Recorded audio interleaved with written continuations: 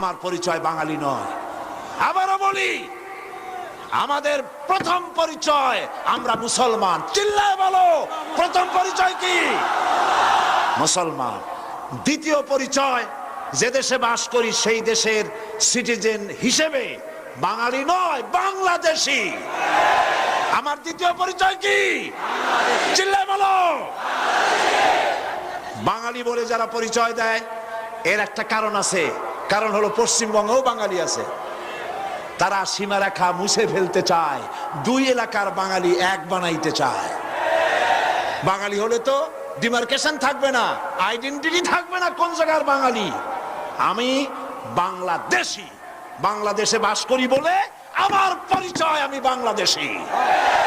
প্রথম পরিচয় মুসলমান। প্রথম পরিচয় কি?